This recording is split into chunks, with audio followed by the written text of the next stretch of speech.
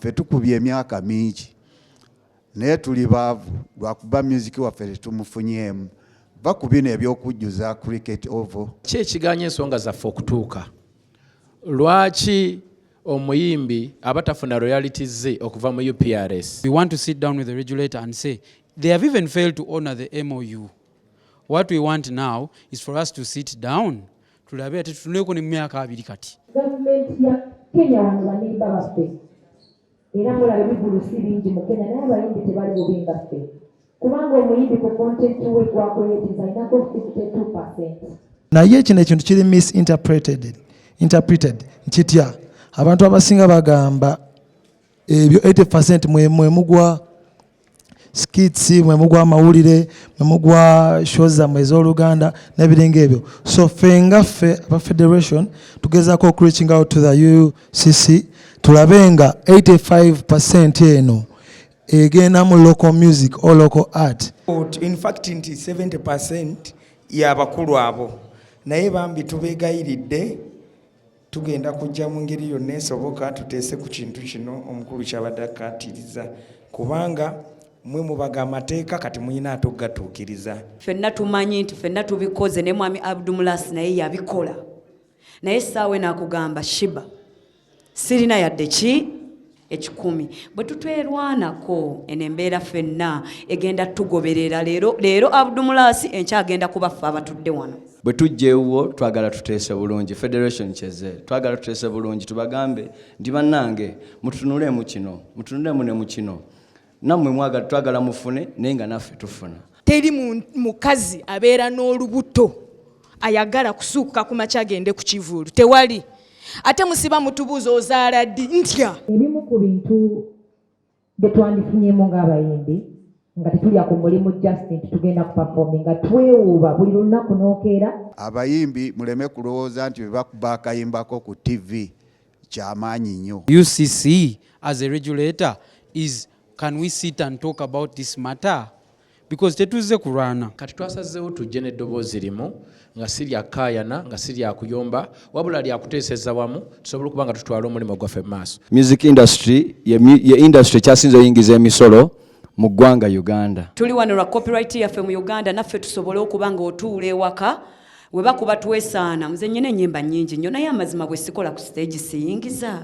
Kibiina Semabina ekitwala ba musician oba abantu bonna abasanyusa oba ba composer ba songwriters plus ne ba DJs ba dancers and all the supportive team betu tugenda nabo mu kintu kino okulaba nga ate tutambuza eddoboozi limu okulituusa eyo gye lirina okutuuka. Ensonga lwaki twasalawo to coming out with this idea of coming together tusobole okuba nga twogeza eddoboozi limu lwa nsonga nti tubadde divided for so long ate tetufunyeemu kati tubadde tusaba tubeereko united ate tulabe nakyo kiyinza kututwalawa era nga ensonga lwaki ffenna mutulaba tukuŋŋaanidde wamu okulaba ng'ate tugezaako okutema empenda tusobodde tutya okwekulaakulanya. Ebiseera ebisinga nammwe mukimanyi bulungi abantu batutaminga disorganized yensonga lwaki bwabaawo abayimbi abavudde Bulaaya okujja wano ne bakola emirimu emirungi wano ate ffe bamaliriza batuddiza feedback egamba na bano bandibadde ku level eyo but they are disorganized. So this time around tugezaako okulaba nga ebyo bivaawo twogezeeko eddoboozi limu tulaba ate tuyinza tutya okwekulaakulanya tubeeko ate bwe tutuusa eggwanga lyaffe naffe okutwaliza wamu. Bannange be bano n'abatasobodde kubaawo abalala bali mu holo eri wansi tuli bangi nnyo naye eno ye committee egenda okuba nga representinga press olunaku oba amakya ga leero. Tusanyuse nnyo okubalaba bannaffe era tujja kubeera so welcome eri ebibuuzo byammwe. Before that akakiiko kano nako kagenda kuba kabannyonnyola engeri gye tuli wano era tuli ku mulamwa ki but nze nganze omukulembeze waako bane njagala okuintroducinga erimmwe buli muntu abamanye era amanyi kye tuliko naye nabannange bajja kunnyambako. Balamusiza nnyo bassebo ne bannyabo nsanyusa nnyo balaba leero kubanga guno omulamwa munene nnyo tuze ku mulamwa ogwo protectinga music industry yaffe ebadde yafa ku lw'ensonga ennyingi ennyo leero zimugenda okuwuliriza ate nga tebitandise ebizibu bino mu myaka 10 oba 2 bibaddewo. Kyova olaba ne mwami Matovu era ali wano singa tebyakwatako eyo generation singa taliiwo. So tugezaako okufixinga kintu ekibadde kijja kirya industry yaffe over the years tugezaako fixinga kintu kibadde kirya industry yaffe over the years kibadde ng'ekiwuka ekigirya naye nga ffe tetumanyi nga olaba ekikajjo nga mulimu namujinga ye industry yaffe so tugezaako okujjamu namujinga oyo ate nga tetusobola kikola nga tetwegase as a unit tugezezaako bikola naye twalemererwa because buli omu nga president waffe wagambye atutaminga disorganized abantu bangi babadde bafunamu mu disorganization yaffe ne ignorance yaffe obutamanya bulungi mirimu gyaffe kati tubadde wano ebbanga eriwerako nga tugezaako okuyiga mulimu gwaffe munda mu byenda byagwo ate era tumanyi n'engeri y'okuprotectinga kubanga munnange bw'otakuuma kikyo ani anakikukuumira so tetuze leero wano okutereeza ye music business yaffe or what you call the music industry strictly about the federation kubanga federation eno gyetwagala etuwenga umbrella eprotectinga omuyimbi yenna tugenda kuba tuwuliziganya ebizibu byaffe ebyaba art industry ebiri mu music then tumale tuwulirize ensonga zaffe ki zetuyinza solutions tuyinza kukikola tutya okwongerayo maaso moving forward from today so tugenda kwogeramu ku bizibu byaffe then twogere mu solutions zetulowooza eziyinza ofixinga mwebali tukuwuliriza akome point of correction twakolamu ka change katono tukyakola nyingi kubanga komite ekyabulako abantu bangi naye tubadde tukyasooka kwetereza then tukola update lumu naye engeri gy'oli nti okikunyeeko twakolamu changes ne tukwata madamu Julia ne tumuteeka mu finance ali ku finance committee nga ekulirwa mwami Bebeku kaakati era erimu David Lutalo eriko era ne Saha then ndowooza kubulako ntomu but so far kakati ne tukwata Spice ono ne tumufuula nga ye mumyuka wa Palaso. Thank you. Ndowooza kansabe okuviira ku mukono eri minerals gyatudde bwe mwali mpulire atudde mu capacity kimuddemu okuba omuyimbi. I happen to be under the office of the disciplinary committee under the Ugandan National Musicians Federation, a group that has come to create unity and togetherness in the industry for the very first time. Amanya Bamsalili and Bamadi, and I joined this team because I love music and I love the creative world, and it's been so long that it needs to be true. So when I came for the meeting, I was like, I have to be here and help to mobilize people to understand what is happening in the music industry. And that's why I'm here. I love music and I love to see the change that's happening. Also known as YK Benda, Liwanonga Katukis. Katukis for committee. I am a mobilizer. I support the president, vice president, to make sure artists above me, below me, show up and and we're going to do this. Hello everyone, my name is Vice Diana and I'm a deputy vice of the Uganda National Musicians Federation. This is for a good cause. Our business, which is music, and we are going to do this because for the very first time we are one and we're speaking one voice. Thank you.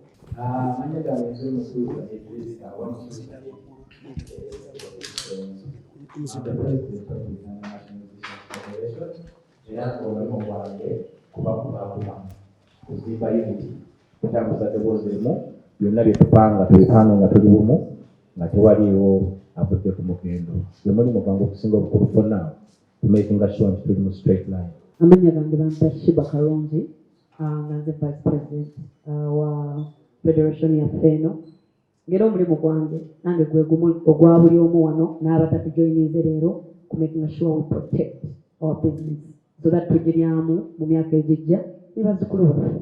Thank you for coming. Amanya bampita Kansi Mehan.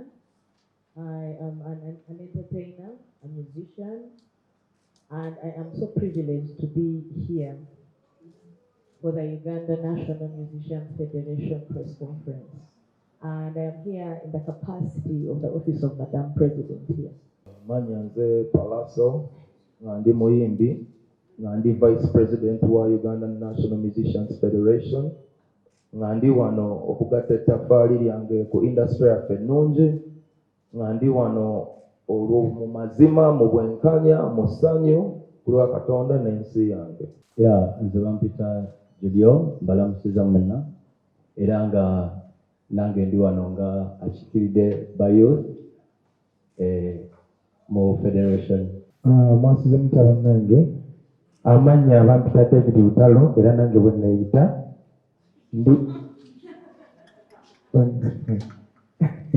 ndi ku kakiiko ka finance akatebenkeza ebyenfuna mu federation yaffe eno bigenze bitya, tuli mazima n'obwenkanya ya ng'era tuli Bebe Cool yatutwala, David Lutalo, kuliko Juliana, Madam Juliana, kuliko Kinsa ya so tugenda baweereza bulungi. Amanya n'eddoboozi Mr. Leo okuva mu B2C. Nange ndi wano omukuba committee nga nkolanga national leader. Ni national youth leader abakulembeze b'abavubuka ku platform eyo. Amanya nze Lord Bitten Mutebi Ramadan nga ndi ku kakiiko ak'empisa akakulibwa Nina Rose nga kalimu DJ Michael nga kalimu ne Charles Nalubega. Feno waffe wakuuma mpisa era mutuufu federation yazze kutereeza mpisa z'abayimbi tusobole okuba nti naffe tufuna omulimu gwaffe nga tutambulidde wamu ku lwa Katonda n'ensi yaffe. Amanya n'eddoboozi nze Hanson Baliruno era nga Baliruno nkola nga chief whip ku kakiiko kaffe aka federation. Omulimu gwange okumakinga sure nti buli kimu kitambula bulungi wano, kwe kulaba nti muzze mu bungi ne wansi eri olaba nti abayimbi bali organized bulungi, kwe kulaba nga nsobola okukunga mwenna abayimbi okulaba nga muli wano. Amanya gange Ampare Alan aka Alan Sonic, ndi ku committee nga general secretary. Omulimu gwange kusupportinga nga committee wemugira bano president, the vices in all different activities ndimu gyabo gye bakwasaganya. So yes, tujja kubaweereza bulungi nnyo mwenna tubeeyanza okujja kuba naffe leero. Nze Moses Matogu ndi mu federation ono committee ko kye bampa nze ndabirira bannaffe ab'obulemu abaatisi ab'obulemu welfare tugandi welfare officer. Sanyuse nnyo mwebale. Federation kibiina ky'abayimbi ekibatwala okubaregulatinga tuleme kubeera nga tetumanyiddwa nga buli muntu ava eri yeeyita muyimbi naye nga tewali kiraga. Tuli ku mbeera y'okutereeza okulaba nti omuyimbi abeera recognized, omuyimbi asobola okubeera nti bayita IPI number ne ID association ye naye ngeri governed by the federation, so that omuyimbi bwakugamba nti nze ndi muyimbi omugaki ekiraga. Abantu abamu badde beyita bayimbi nga si bayimbi, ne bakola ebintu ebitali bituufu ne batta erinnya ly'omuyimbi ate ng'oluusi entosi zaabwe endala. Ne tusalawo tukole ekintu kino ekisobola okuba nga ffenna kitu identifying ate ngera tukozesa eddoboozi limu. Points tuzirina era ngenda kutandika ne mwami Palaso ate yatutwala mu maaso and spice down. Nga bwe nabagambye twakuŋŋaana ne baganda bange bano oluvannyuma lw'okutunuulira ng'ebiteeso byali bitukuŋŋaanya byali binene okusinga ebyo byali bitwawula, omuli okulwanira ebintu ebimu nga tubikoleredde nga tetuli mu kukuba butayimba oba kugezaako okutwala ssente za muntu yenna, wabula nga twagala ba structuring industry yaffe tukolere awayonjo tufune ne mulimu gwaffe. Kuzimu ku nsonga ze tugenda okwogerako mulimu ensonga ya telecommunications. Kimanyiddwa nti emyaka 2 egiyise telecommunication companies zaffe ennungi eziri mu Uganda ezoperating eziriwo n'ezaggalawo nga zibadde zitradinga music naffe mu kintu mu nkola gye bayita ya CRBTs oba ringback tunes, ringtones. Naye tugenza okwetegereza ng'emyaka egyo gyonna mu ngeri ensi yaffe gyezeezimbibwamu nga omuyimbi tafuna fair share ku content gwe tukola. Bannange tuteekamu obudde bungi, tusacrificing ebiseera bingi, twerekereza bingi, tusula mu mastudio mulaba nga tubakolera music ono abajjanjaba n'abayisa mu mbeera ennyingi. Music waffe yafuuka utility nti mumukozesa amaka gammwe ne mayumba nga bwe mukozesa amazzi oba amasannyalaze. So naffe just twagala tubeere structured, era nga njagala okwanjula the beautiful Vice President Star Girl Spice Diana ensonga eno agibatottolere with more details. That was the introduction of the telecommunication. Saba twala kakisa kano. Ku nsonga yennyini Vice nga bw'abannyonnyodde, ebimu ku bintu bye twandifunyemu ng'abayimbi nga tetulya ku mulimu just nti tugenda ku performing nga twewuuba buli lunaku n'okeera oli mbalala oli mbaale oli jinja at the same time nga tolina neofuna adde akadde okuwumulamu ng'omuyimbi naye ng'ate waliwo bangi abafunamu mu mulimu gwo. Tulina telecos abasinga mu mmwe mulina obuyimba bwaffe mu masimu gammwe. Olina kasiri regular buli mwezi bakusalako $200 oba omuyimbi yenna gw'oyagala nga bw'otusapootinga n'ogamba kangula akayimba ka Spice. Tuli millions and millions of Ugandans. Ffenna tukimanyi bulungi nnyo sekita ya music buli omu kwatambulira. Ekidongo ne kiyita buli wamu music waffe yatambula. Naye n'obbulukuka enkeera ng'omuyimbi ng'oli mwavu.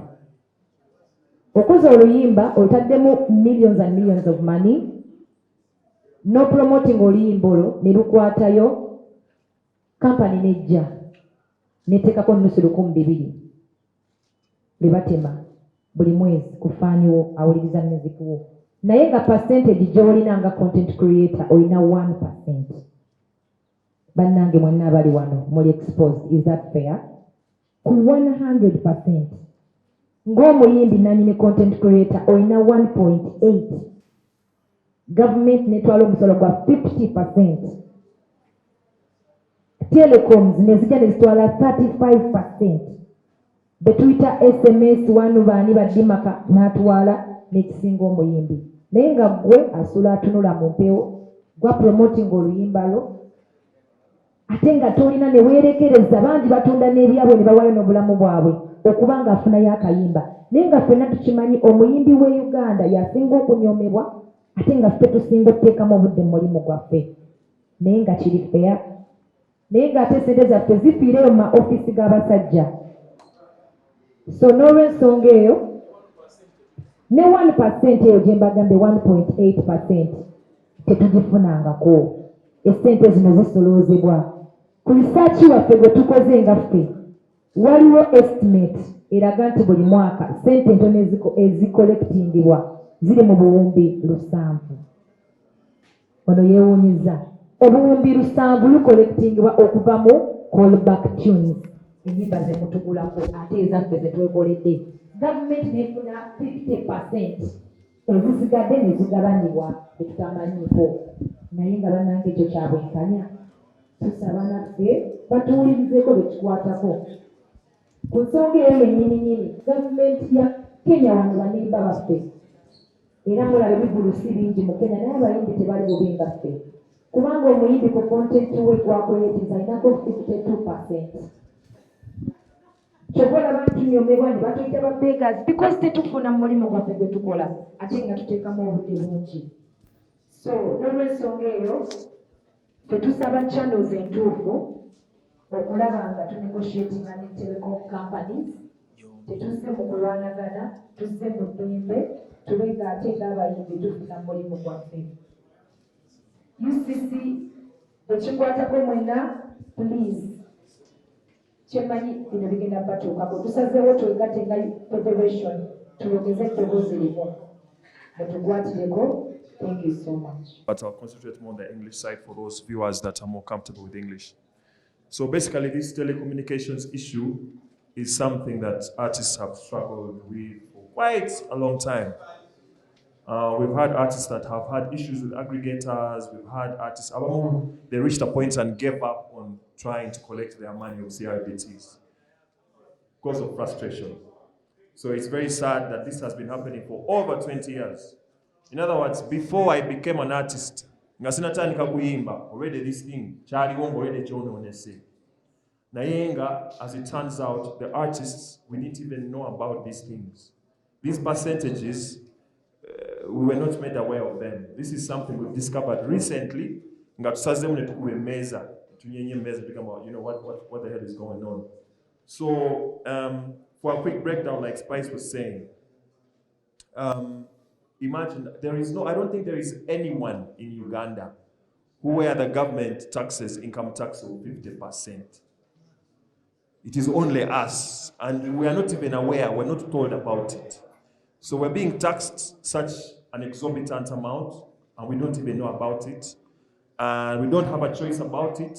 We don't know who made these decisions, when they were made, who made the policy, what was the criteria. You can imagine. So call and ring back tunes, what they call CRBTs. The government, according to our research, takes 45%. The telecoms take 30%. And the aggregators 18%, and the artists only take 1.8%. The artists are the owners of the content. They invest their time, energy, talent, money, blood, sweat, and tears. Everyone else is a broker, just a business entity. Basanga biwedde, nebatunda, nebafuna, but the artist guests, it's ridiculous. I can't even call it small. This is not small. This is, Kwegamba, it's like we get nothing, basically. And like Spice said, from our research on average in a year, people collect 700 billion. Not million, 700 billion. Imagine. So when people are calling artists go to Gulu to beg, blah, blah, blah, blah, artists are not poor. We are just being robbed every day. And so that is why we stand up and say we need to form this federation to talk with a united voice and claim what is ours. And in conclusion, of course, we have legal channels to follow up this case. However, we would prefer to negotiate with the telecom companies and all the stakeholders involved. So basically, we are reaching out and calling. We are still we are viewing all options on the table. We would prefer to negotiate and sort out this problem for the benefit of our industry. And this is not just for us, it's for us and the generations after us. All right, once again, thank you so much for coming. I'm going to speak in English, and Mr. Matovu will translate this next part in Luganda. Now, it's so interesting because this next part I'm going to talk about concerns most of the media that is here today, and that's the name broadcasters. And we are coming to talk about the payment of royalties from the broadcasters. Now, on the 16th of June, 2021, an MOU was signed between the music stakeholder, URSB, UCC, NCF, UNCC, NAB, and UPRS. They were the broadcasters committed to pay their royalties on time, but it's very unfortunate that up to date, roughly 2 to 5% have made those payments and honored those agreements, because it comes back to royalties for the musicians. You play our content, you play our music, on the radio, people request for the songs, and this was signed. It was not like we have made this up. It was put into agreement. So we've come today to say to these stakeholders, can we revisit this MOU? Can we see what you guys signed so we can know, what is on the table? Because if 2 to 5% are the ones paying, how many TV stations do we have in this country? How many radio stations do we have in this country? And how many times do you play musicians' music? So we're not coming and saying that this is a lie. No, it was already signed. We are calling on to all these groups to come and sit with us on the table as the federation, and we know exactly how we can move forward. Thank you. I'll give the mic to Mr. Matovu. Bannaffe, federation yeno ezze nga bannange boogedde byonna tuli ku mulamwa kutereeza music industry yaffe. Waaliwo entegeeragana eyatuukibwako ensasula ya royalties n'abaana abakozesa music kaŋŋambe ba broadcasters nga 16 omwezi ogw'omukaaga omwaka 2021 waaliwo entegeeragana eyatuukibwako bano ba stakeholders URSB, UCC, NCF, UNCC, NA and UPRS. Abo ba broadcasters twategeeragana nabo basobole okusasula royalties z'abayimbi mu ggwanga. Naye sente ze basasulako basasula kangambe obutundutundu 2 ku 5. Sente zasigalayo kati baate basaba bazisangulewo baleme kusisasula. Kakati awe wali kalumanywera tebateesa naffe tebakola ki, bo basalawo busazi kuga nti ezo muzitusonyiwe. Kakati ate naffe eri gye tuba tukolera ebintu byaffe tulina oliba omuga nti owaye baatuganya otuwa n'olwekyo ebintu ng'ebyo twagala industry bannaffe, industry yaffe ebeere nga mwe tufune ejjamba. Living example ebadde wano myaka nga 3 kumpi COVID. Abayimbi abali wano mwenna ffenna twali tetukola, naye twali tetufuna royalties senga twali tuzifuna kuba radio ne TV stations n'abalala abalina gundi ebyo bo bakolanga 24/7. Naye ate ffe nga tetukola ki, tetukola. Abayimbi muleme kulowooza nti bebakuba akayimbako ku TV kyamaanyi nnyo oba ku radio. Nedda, tusobola okusalawo ne tuga nti Spice Diana afulumiza albamu ye twagala ya play ku radio 3 oba 4. Federation nemusasulira okusinga okuyita emmanju ne bako sente zo nga gwe bo bagaba kuyamba naye ate nga gwe bayamba.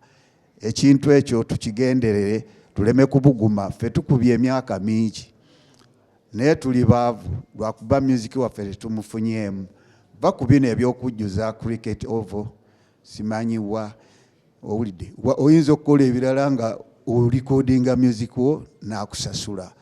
Mu bimpimpi kaneme kubba show kankome wano naye mwebale nnyo, mwebale ddala. Muzeeyi kuba ensonga zirambuludde bulungi on that same matter. Waliwo endagaano eyakanizibwako nga my sister bwagambye which was 3 years ago. Ekyembi era ekibadde kituluma nti ku TV oba 3 oba 5 only 5%, 2 to 5% zezikoze eki zezisasudde. Yes, but look at how many TV stations are here wano wokka we tutunulira wano oba radio stations eziri wano. Now mwabali wano muli mikwano gyaffe era kino kintu kizimba nammwe. When this survives, you survive and everybody survives and the industry grows because bagita ripple effect over flip over okitegeera. So ensonga yaffe eriwo eti nti bwe bamala ate okukanya they still went ahead and did not pay. So now what we want to discuss with UCC as a regulator is, can we sit and talk about this matter? Because tetuze kurana, we are looking for a way to get what belongs to us. So we want to sit down with the regulator and say, they have even failed to honor the MOU. What we want now is for us to sit down. Tulabe ati tuneko ni myaka 2 kati. Bali basabye babasonyiwe emyaka egiyise. But now twagala tuddeyo ku mikwano gyaffe kasente ako tulabe engeri gye tukafunamu. Ensonga yaffe. Thank you so much. Federation twegatire mu ddoboozi limu. Twagamba ki ekiganya ensonga zaffe okutuuka. Lwaki omuyimbi abatafuna royalties ze okuva mu UPRS? Lwaki abantu sente tebazifuna? Lwaki Telecos batuwa 1% ate nayo ne tutagifuna? Lwaki abantu batuula na UCC ne basayininga endagaano nga bagamba nti mutusonyiwe emyaka 2 naye okuva na leero tugenda kusasulanga ate 5 bokka ne basasulako ne tumanya nti nno butaba bumu. Kati twasazeewo tujje n'eddoboozi limu nga si lya kaayana nga si lya kuyomba wabula lya kuteeseza wamu tusobole okuba nga tutwala omulimu gwaffe mu maaso. Abayimbi bwe babeera abaavu nammwe temujja kufuna content mulungi. tujja baweereza obuntu nga tebuli ku standard. Naye bwe twesupportingira ffenna wamu kiba kitegeeza tugenda tambuza eggwanga bulungi. Bassebo ne bannyabo amannya n'eddoboozi misitali okusookera ddala okuddamu ebibuuzo ebingi ebigenda maaso eyo. Ekiri wano tuli mugezaako okutereeza naffe omulimu gwaffe nga emirimu gy'abalala bwe giri obulungi, naffe twagala ogwaffe gufaananeko ng'emirala gye twegomba because kisoboka. Now tulina ensonga zaffe ez'enjawulo tetugenda zimenya zonna ziggweyo, niyo just obabuulirako ebimu bye tuli mugezaako kukolako ffe nga aba federation. Mulimu ekyokutereeza local content. There is an 85% provision that broadcasters should play local content on their channels. Now, abantu provision weeri 85% okuzannya ki local content waffe ffenna abayimbi abazannya bakola n'ebirala. Naye kino ekintu kiri misinterpreted nkitya abantu abasinga bagamba ebyo 80% mwe mugwa skits, mwe mugwa amawulire, mwe mugwa shows zammwe ez'Oluganda n'ebiringa ebyo. So ffe ngaffe aba federation tugezaako reaching out to the UCC tulabe nga 85% eno egenda mu local music or local art, then ebirala bikwatire okwo. Ensonga lwaki tugezaako okukola bino, twagala twongeremu mu bwagazi, mwongerewo obwagazi bwammwe eri music waffe n'ebyaffe tusobola ate okompitinga internationally n'ebiringa ebyo. Kakati sigenda kuddamu muganda wange kyayogedde naye ku nsonga yo n'okubanga 80% tefunika, tukimanyi bulungi nti radio stations ezimu ne TV stations ezimu zikulirwa abanene, baminisita, baani naye in fact nti 70% y'abakulu abo, naye bambi tubeegayiridde tugenda kujja mu ngeri yonna esoboka tuteese ku kintu kino omukulu kyabadde akkaatiriza, kubanga mwe mubaga amateeka kati muyina ate okugatuukiriza. Kati gukkirira kana akawanzi okanoka ne kale nsobola kimalayo nti tusaba UCC etuyambe kuba yekola ebintu bino bimaliriza, era tugenda kwogera nayo etuyambe ku nsonga zino. Abatasobola abakulu abo bakiwaji eyina akapesa kenyiga bunyiza eti ebintu ne bitereera. Okwongerezaako ku ekyo just obubaka buli bumu, ffe ba content creators, ffe abasinga okulingiza emisolo okusinziira ku research, music industry ye industry kyasinze oyingiza emisolo mu ggwanga Uganda. So kiba kibi nnyo okubanga omuyimbi asinga oyingiza omusolo mu ggwanga ate yasinga okuba omwavu. So tetuzze kuyomba oba tetulina intentions mbi, bakama baffe obubaka buno bwatuukeko bulungi. Bwe tujjeewo twagala tuteese bulungi, federation kyeze twagala tuteese bulungi, tubagambe nti bannange mutunule mu kino, mutunulemu ne mu kino, nammwe mwagala twagala mufune naye nga naffe tufuna.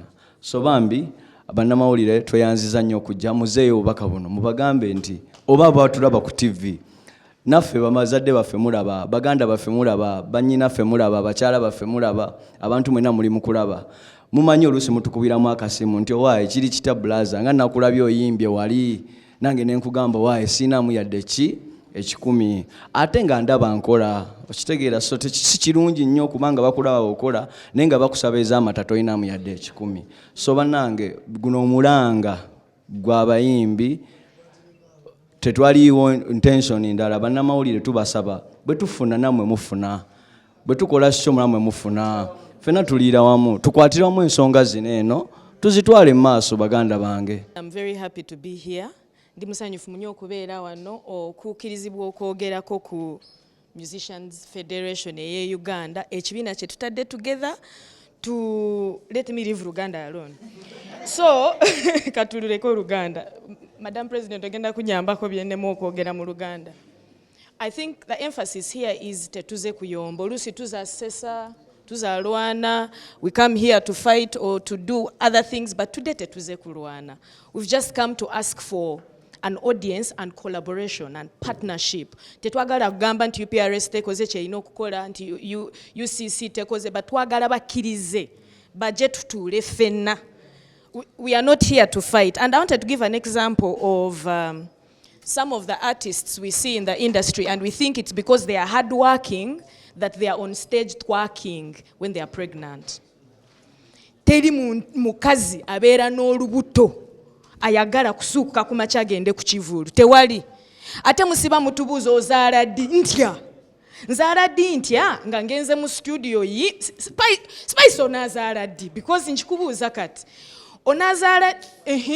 Onazaala ddi nga bw'oyimba oluyimba toyina dduuka gy'ogendamu n'ogamba mumpe zange. Onazaala ddi? Onazaala ddi ng'ozadde abaana bw'ofa basigalira awo ku lasikishu eyo gy'okoze.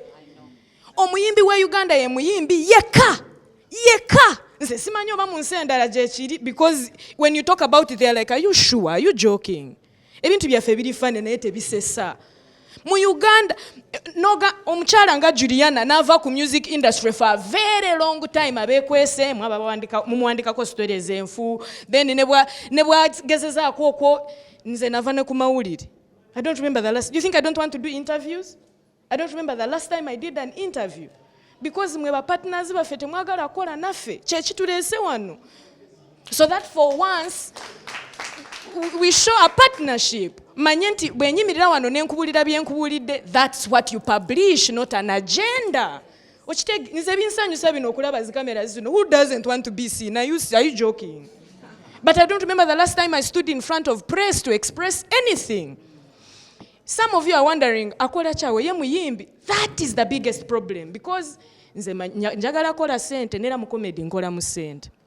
Naye nze music yanema okukola mu sente. Ate nyimba banange nyina enyimba temukikiriza. Nina eddoboozi ate nyimba. Naye as a business, it's hard to enter music as a business in Uganda because there's no tomanyi okola oluyimba n'olukwata. So when basi twakinze mu bbaala olimba gwange ogenda luwuliriza for free. What's that? So really, again, we shall raise our voices, but there's no fighting. We are just being clear that we are seeking a partnership with UCC, UPRS to make sure that our payments of royalties are in compliance with the Copyright Neighboring Act of 2006, the law that she already talked about. Ebintu babiyisa dda ne just tusaaga. Mukirize Diana azaaleko nga tali stressed. Afuneko ka break amanye nti mu 9 months ezo waliwo akajja because enyimba zikola. Mbalamusiza nnyo basebo ne banyama again okujja. Eno ensonga bagyogeddeko, buli kimu bakyogeddeko. Nze ndi wano kukkaatiriza. Tuli wano eno ku protectinga business yaffe. Nze ngenda mu ddwaliro ne bantekako kanula si mulundi gumu seebiri, ne nva ku kanula ne nkaabira mu mmotoka ne mmala ne bannanga ku stage ne smilinga. Bannange ffe tetulwaleko. Tosobola kulwalako n'osigalako ewaka. Tusaba tulwaleko. Ekirala nga mukyala Ani wagambye abamu ku ffe tutya okuzaala. Ozaale nga ssente z'olikoza stage yokka. Onaabeerawo otya, stage bw'etabeerawo tobeerawo. Tubadde tusaba nze ndaba wano eno abakulu baffe nga Mwami Abdumulas, ffenna tumanyi nti ffenna tubikoze ne Mwami Abdumulas naye yabikola. Naye essaawa n'akugamba Shiba sirina yadde ki ekikumi. Bwe tutwerwanako eno embeera ffenna egenda tugoberera leero Abdumulas enkya agenda kubaffe abatudde wano. Ate mutandika okugamba feded artist. Mmwe ekyo kibanyumire naye nga bambi tulemereddwa lwaki tosobola kukola ssente mu stage. Waliwo abatakuba nnyimba zituuka na kubayita ku stage, abo mwali mubalowoozezaako ng'ate naye mu music akola ki ateekamu. Abo nabo nsaba mubalowoozeeko. So nga mpunzika bannange tusaba tukolagane. Ssente tuzirya nammwe, tubawa ssente zaffe abamawulire tuzibawa. Ne tugamba mutuyambe muyiseewo kino ate mmwe ne mukuba. Tubadde tusaba leero mututuukirize obubaka bwaffe nga tewaliiwo kubuyisanganya mu ngeri etali ntuufu. Ekituufu kiri bwe kiti tuli wano lwa copyright yaffe mu Uganda, naffe tusobole okuba nga otuula ewaka we bakuba twesaana muze nnyina ennyimba nnyingi nnyo naye amazima bwe sikola ku stage siyingiza bukyanga mbeerawo siyingizangako ka ssente ka nnyimba naate nga callback tunes muzisaba ku radio muzikuba ku internet muzikuba bannange twagala omulimu ku mbaga mu jimu bannange woba sad owuliriza music woba happy owuliriza music woba bored owuliriza music naye ffe abateekamu tetufunamu. Thank you so much. Twagala kwogeramu ne UCC, twagala kwogeramu n'abantu bonna bali wano tusobole okutereeza omulimu.